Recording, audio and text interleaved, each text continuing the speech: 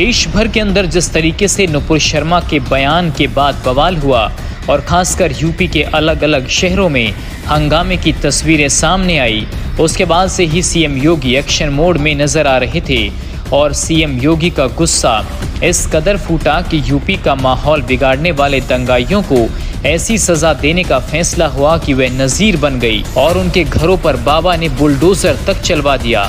उसके बाद से ही अलग अलग 2 जुमे को पुलिस प्रशासन अलर्ट मोड पर रहा। कहीं भी किसी प्रकार से कोई अप्रिय घटना नहीं सुनाई दी।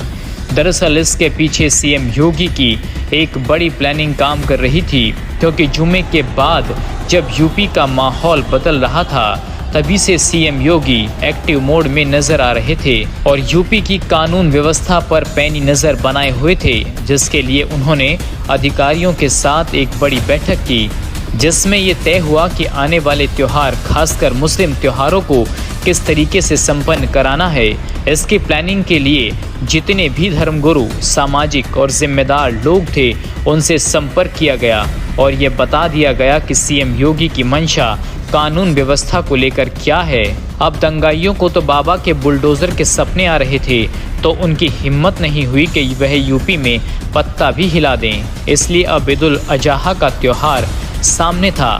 पुलिस प्रशासन और योगी के लिए उत्तर प्रदेश जैसे राज्य में कानून व्यवस्था बनाना भी एक बड़ी चुनौती था। यही वजह है कि सीएम योगी ने खुद वीडियो कॉन्फ्रेंसिंग के जरिए यूपी के बड़े अधिकारियों को सख्त दिशा निर्देश दिए और लापरवाही बरतने पर सख्त चेतावनी भी दी गई। साथ ही कहा गया कि ईद, कावड़ और मुहर्रम का त्योहार सकुशल संपन्न कराया जाए। यदि कोई गड़बड़ करता है तो सख्ती से पेश आया जाए। यही कारण था कि ईद की नमाज पूरे उत्तर प्रदेश के अंदर सकुशल संपन्न हुई और एक परिंदा तक पर नहीं मार पाया।